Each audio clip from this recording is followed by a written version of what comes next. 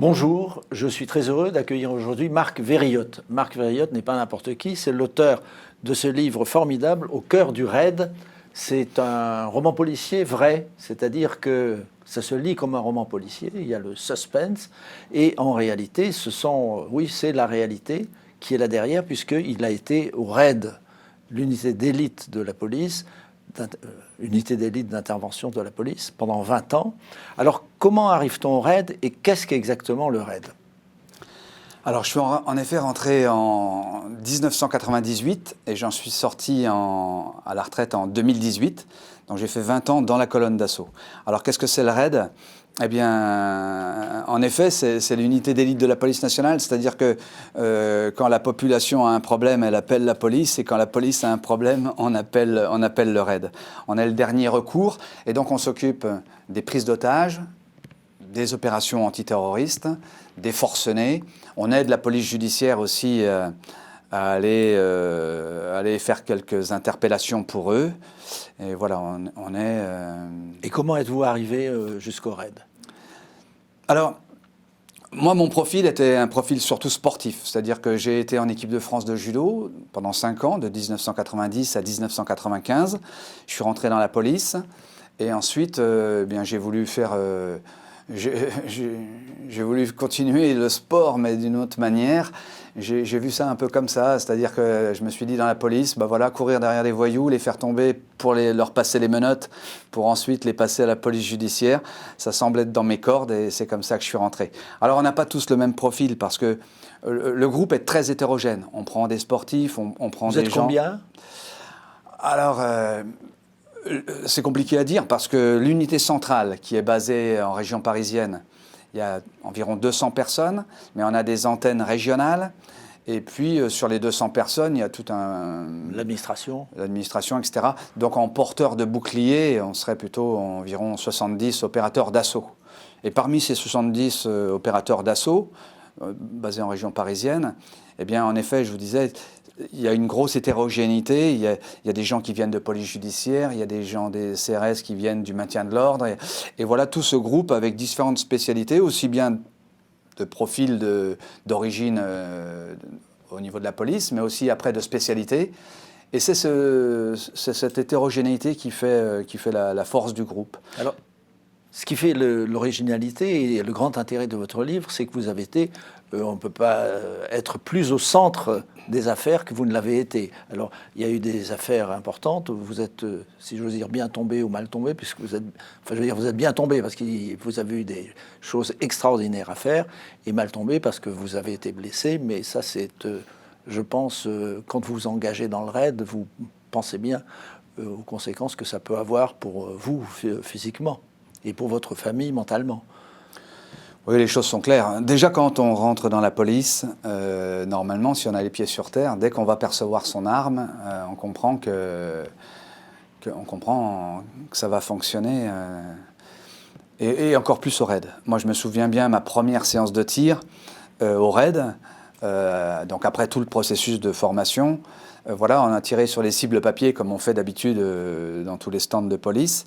Mais très vite, le formateur a arrêté la séance et nous a dit, voilà, ce qu'on fait là actuellement, c'est du tir sportif. Le tir de police, c'est ça. Et il nous a montré des photos de macabées, de personnes mortes par balle. Et il nous a dit, voilà, ça c'est vous si vous tirez en retard, c'est votre camarade si vous tirez en retard, c'est l'otage si vous tirez en retard. Voilà, donc là on était dans le bain et en effet on ne peut pas aller au raid sans s'imaginer être un jour amené à tirer ou être un jour amené à être visé. Oui, et visé, vous l'avez été. Vous avez été très fortement impliqué dans l'affaire de Mohamed Merah en 2012. Pouvez-vous nous raconter les circonstances de cette affaire qui a été absolument terrible? L'affaire Mohamed Merah, c'est le 21 mars 2012.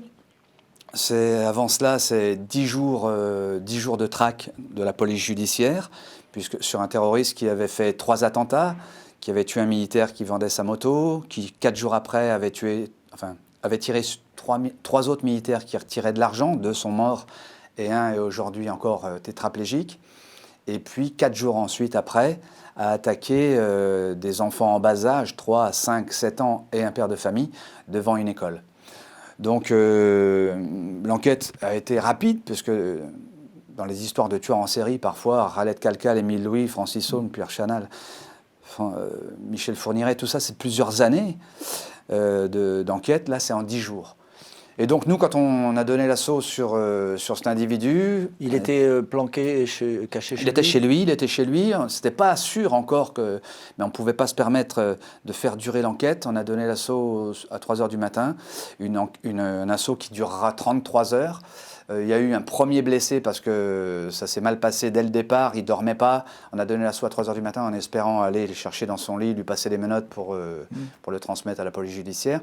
Mais il ne dormait pas. Dès que la porte s'est ouverte de 15 cm, il a tiré sur la colonne. Il y a eu un premier blessé, il y a eu plusieurs impactés dans les protections balistiques, impactés dans les boucliers.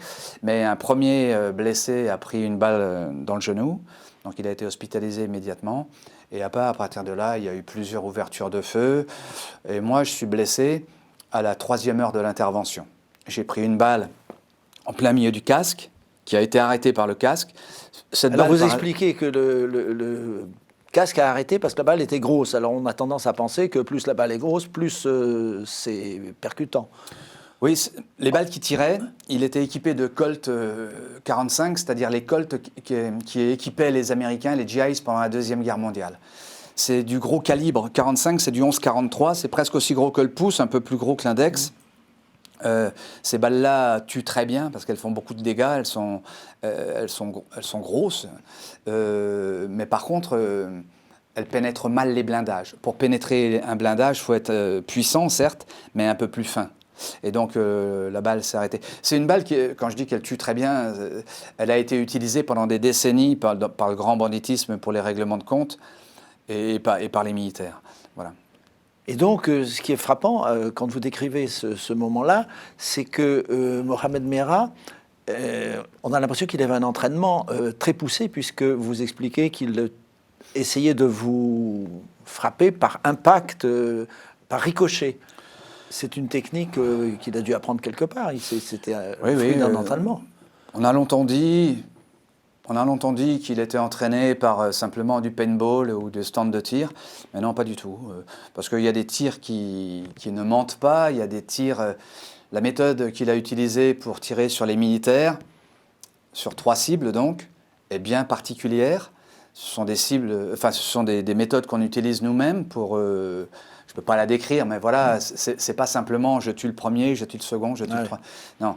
La méthode aussi qu'il a utilisée, il fait des tirs on appelle à la palestinienne, c'est-à-dire des tirs de mémoire gestuelle, où on ne prend pas le temps d'aligner le guidon, le cran de mire et l'œil pour faire une ligne de mire, mais où on mémorise la position de l'arme horizontale dans la main. Ça, c'est une mémoire gestuelle, c'est du tir kinesthésique. Seul l'entraînement peut vous rendre compétent dans un tel tir.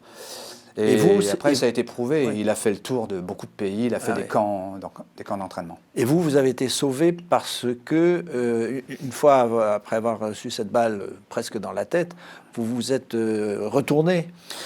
Alors en effet, pour éviter la deuxième balle. J'ai pris 2 balles en même temps presque. La première m'a frappé plein front et paradoxalement elle me sauve parce qu'elle m'a fait basculer, elle m'a fait vriller, elle m'a fait tomber. Et la deuxième balle qui aurait pu m'arriver pleine gorge à un endroit où on n'est pas bien protégé, eh bien je l'ai reçue dans l'épaule, un trou rentrant, un trou sortant au niveau de l'omoplate. Et après je tombe dans les escaliers, il vide son chargeur, c'est-à-dire 5 autres balles en essayant de m'avoir en ricochet. Donc tout ça, c'est quand même... Voilà, j'ai été servi par la chance. Et comment cette affaire s'est terminée, là ? Alors moi, j'ai été tout de suite évacué ? J'ai été exfiltré, oui. Enfin, je me suis exfiltré par moi-même, par les garages. Un camion de pompiers m'a amené à l'hôpital en moins de 10 minutes. Là, j'ai été pris en charge parfaitement. Mais les camarades, eux, sont restés sur place. En tout, 33 heures. Et il y a encore eu des blessés au terme de 33 heures. Lors de l'assaut final. Parce qu'il avait un arsenal important. Oui, et puis une détermination. Il avait été décidé à mourir et il a foncé sur la colonne d'assaut en tirant. Et alors en 2015, encore une autre affaire qui a été médiatisée dans le monde entier, c'est la traque des frères Kouachi. Est-ce que vous pouvez nous expliquer comment vous avez vécu ça? C'était le 7 janvier, le 7 novembre, non, le 7 janvier 2015. 7 janvier 2015, un mercredi, aux alentours de 11h30, on est appelé parce que 2 terroristes donnent l'assaut sur Charlie Hebdo. En tout, il y a 12 morts. Immédiatement, tous les services de police et de gendarmerie sont projetés sur cette fuite, parce que bien sûr il faut intervenir le plus vite possible. Quand vous êtes prévenu, il vous faut cache. combien de temps pour être opérationnel? On était déjà au général. service, on est parti immédiatement. Ah oui. C'est-à-dire que d'habitude, on fait des briefings, on se réunit pour... mais là, je crois qu'on a sauté dans les véhicules, en un quart d'heure, on était déjà parti. Et les briefings se sont faits en radio. Voilà, on est parti directement en direction des crises. Et puis assez vite... on s'est organisé, plusieurs groupes. Il y a des groupes, sur la carte ça a été séparé, une zone GIGN, une zone BRI, une zone RAID. On a fouillé, nous on a été faire l'environnement familial des terroristes pour trouver des indices, pour trouver des informations. Après on est revenu pendant 48 heures. On n'a quasiment pas mangé, pas bu, pas dormi. Pourquoi? Parce qu'en fait, on répondait aux sollicitations téléphoniques. Le véhicule était vu à tel endroit. Ensuite, il manquait de ressources. Ils se sont arrêtés dans une station essence pour cambrioler de la nourriture. Enfin bon, on a fouillé des villages, on a fouillé des forêts, on a donné des assauts sur des maisons suspectes. On n'a pas arrêté pendant 48 heures. Et tout ça en tenue lourde, donc c'était quand même dur, parce qu'on ne savait pas ce qui pouvait nous attendre. Tenue lourde, ça veut dire, moi je pèse 80 kg en tenue noire, 120 kg avec mes protections balistiques et mon armement, et 150 kg avec mon matériel et fraction d'urgence. Voilà, on connaît le poids parce que si jamais on doit être amené à monter dans un hélicoptère, on peut pas. C'est pas comme un ascenseur où on dit voilà, cet hélicoptère il contient 6 personnes. Non, là, le pilote doit savoir exactement combien on pèse, parce que justement, je suis en train de vous dire voilà, une personne peut peser 150 kg. Et vous pouvez tenir comme ça 2 jours en pesant 150 kg? Bon, alors, j'ai pas porté mes sacs pendant les 2 jours, mais le gilet, on l'a pas retiré parce que ça met du temps à l'enlever, ça met du temps à le remettre. Et on l'a très peu enlevé. Et comment les choses ont-elles évolué alors dans cette affaire? Alors on a fait la traque, et sur le coup le lendemain, le jeudi soir, les 2 terroristes ont été repérés dans la région de Martin-en-Gouel. Ils se sont cachés dans une imprimerie. C'était une zone gendarme. C'est donc le GIGN qui a pris l'affaire. Nous, on est rentrés se coucher en attendant de savoir s'il allait avoir besoin de renforts, etc. Et puis, très vite, c'est pas des renforts qu'il a fallu, c'est très vite cette chasse des 2 terroristes Kouachi mêlés à l'affaire Charlie Hebdo a rebondi par cette prise d'otage. Pareil, sur les coups de midi environ, ou un peu plus tard, la prise d'otage de l'hypercachère de Vincennes par un terroriste qui avait déjà tué la veille une policière municipale, qui avait aussi tiré sur un jogger, qui heureusement n'est pas mort. Et puis lui, là, d'entrée de jeu, il tue 4 personnes dans l'épicerie. Et à ce moment-là, on est appelé et l'affaire commence. Et lui était aussi quelqu'un de chevronné, avait une certaine expérience, ou c'était un fanatique tout simplement? Les profils sont difficiles à cerner parce qu'en fait, que ce soit Mohamed Merah, que ce soit l'affaire Charlie Hebdo, ou que ce soit même plus tard le 13 novembre avec le Bataclan, les gens concernés sont paradoxales. Ils font des erreurs de débutants, mais ils ont également des comportements de professionnels formés dans les camps. Il y a de multiples camps, il y en avait beaucoup en Syrie, mais il y en a au Yémen, il y en a dans tous les pays, il y en a dans beaucoup de pays, en Algérie, Égypte, etc. Et ces gens-là ne sont pas ce qu'on a longtemps présenté de manière un petit peu souple, des gens qui dérapent. Mais tous, ce sont des multidélinquants déjà, des multirécidivistes, tous avaient ce profil-là. Mais ce n'est pas spontanément qu'ils sont tombés dans le terrorisme, ils se sont préparés. On le voit dans leur manière de tirer, dans leur manière de tirer avec les armes à feu, mais aussi dans leur manière de gérer leur stress, justement, et de rester opérationnel, même sous très haute pression. Et alors pour l'hypercachère, quel a été votre rôle? Enfin, c'était un rôle très important, mais je préférais que ce soit vous qui le racontiez. Alors j'ai ouvert avec mon camarade, j'ai ouvert la porte de service à l'explosif. Qui n'était pas la porte principale, c'était... Côté périphérique. Oui, voilà, quand on a quelque chose comme ça, les portes d'une épicerie sont forcément difficiles à ouvrir, parce que c'est une cible pour les cambrioleurs. Ouais. Donc forcément, ce sont des portes qui ne sont pas aisées à ouvrir. Et bien sûr, c'était délicat. En plus, 26 otages. Le terroriste est équipé de Kalachnikov. On le saura après, d'explosifs. Mais surtout 26 otages, ça complique énormément la tâche. On ne peut pas ouvrir de manière violente, voilà, ouvrir les murs, ouvrir les plafonds, ça pose problème. Donc on avait deux issues, l'issue principale, un autre camarade s'est chargé de ça, et moi côté périphérique, j'ai eu à ouvrir cette porte qui était compliquée à ouvrir, parce que c'est une porte tirante, une porte renforcée, une porte avec une barre derrière de renfort. J'ai ouvert cette porte à l'explosif. On a eu du mal à rentrer après derrière parce qu'il y avait de la marchandise. Mais ça a participé à la réussite de l'opération parce que le terroriste a pensé que l'assaut principal se présentait par là. Il a orienté ses tirs dans cette direction-là. Et ça a permis à mes camarades du raid côté principal à soulever le rideau et ouvrir la porte en verre sans qu'ils s'en aperçoivent dès le départ. Et c'est là qu'il a été neutralisé, donc. Alors, il s'est aperçu que l'assaut principal, finalement, avait lieu sur la porte d'entrée classique, mais le rideau était déjà monté d'1,50 m, et l'unité commençait à rentrer. Une personne venait à rentrer, mais quand il a tourné les tirs vers la colonne d'assaut n'a pas pu faire autrement que de neutraliser. Et alors à ce moment-là, vous racontez un moment très intéressant, c'est que vous êtes derrière cette porte pour la faire sauter et vous tentez par radio d'entrer en contact avec vos supérieurs et que personne ne répond. Alors, ouais, c'est tous les aléas d'une opération comme ça qui est compliquée parce qu'on ne peut pas se briefer juste avant.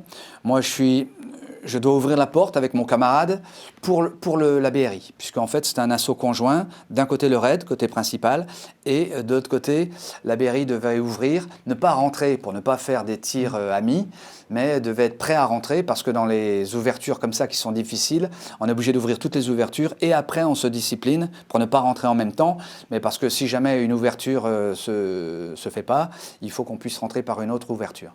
Donc voilà. Le problème c'est que moi, en effet, quand on a essayé d'ouvrir côté périphérique, on a eu des problèmes de liaison radio avec notre hiérarchie et le retard qu'on avait pris pour de multiples raisons, on n'a pas pu avoir le top intervention. Mais voilà, c'est comme ça que ça se passe. Votre livre est assez critique de la hiérarchie, ou en tout cas de certaines personnes de la hiérarchie, les ministres de l'Intérieur qui passent et qui ne restent pas très longtemps, n'ont pas tellement l'intérêt ou le contact des services, qui pensent plutôt à leur, à leur réputation. En 20 ans de raid, j'ai eu 6 patrons, 6 numéro 1. J'en ai eu des très bons, j'en ai eu des moins bons, c'est l'aléa. Mais en effet, je pense qu'on a tous un métier. Et vous avez eu combien de ministres? En 20 ans, 16 ministres de l'Intérieur. Je pense qu'on apporte tous notre pierre à l'édifice, de la secrétaire à la logistique, aux maîtres chiens, aux opérateurs, aux hiérarchies, aux négociateurs même, aux politiques. On a tous un métier donc. Le problème, c'est que des fois, à ce métier se greffent d'autres satellites, comme les carrières, les pouvoirs, les médailles, et que cet aspect-là peut parfois parasiter le métier. Mais bon, ça a toujours été, je pense. C'est dans tous les métiers. Et nous sommes concernés par ça, parce que quand tu es opérateur d'assaut, forcément, la part du métier, tu es obligé de te plonger à 100% dans le métier. On ne peut pas trop se permettre, on ne peut pas du tout se permettre d'être parasité par des volontés d'intérêt personnel, puisque on est obligé de se plonger dans le collectif à 100%, puisqu'il n'y a pas de réussite individuelle, il n'y a que des réussites collectives. Et puis quand on est plongé dans une intervention, on se doit d'être à 100% dans le présent, on se doit de discriminer dans l'environnement les éléments importants pour résoudre la crise. Donc on a l'habitude d'être plongé à 100% dans le métier. Alors que dans les postes de commandement, forcément, ils sont obligés de s'occuper de la logistique, ils sont obligés de s'occuper des relations avec les politiques locaux, avec les services locaux, avec la politique nationale. Avec la presse. Ils ont tellement, avec la presse, avec tellement de choses à gérer que parfois, et c'est là l'objet de ma critique, que parfois ils en oublient le principal, c'est-à-dire l'opérationnel. Oui, le terrain. Oui. Oui. Et vous avez parlé tout à l'heure du Bataclan. Comment les choses se sont-elles passées pour vous au Bataclan? Alors, le Bataclan, c'est plusieurs batailles. Parce qu'en fait, le Bataclan, c'est quoi? C'est le 13 novembre, c'est 8 attentats sur Paris, quasiment en même temps. Ça commence par 3 attentats au Stade de France, des gens qui se font exploser avec des gilets explosifs de 1,2 kg d'explosifs. C'est ensuite une deuxième équipe de terroristes qui fait 4 arrêts sur les terrasses parisiennes pour mitrailler la foule sur les terrasses. Il y a même un kamikaze qui rentre dans un bar, boulevard Voltaire, le bar Voltaire, et qui se fait exploser dans le bar. Et une troisième équipe qui attaque le Bataclan. Donc en fait, souvent on résume à Bataclan parce que c'est là c'est là qu'il y a eu le plus de morts, c'est là qu'il y a eu le plus d'otages. Les otages, c'est 1500. La salle du Bataclan, c'est 1500 personnes. Et en morts, c'est plus de 80 morts.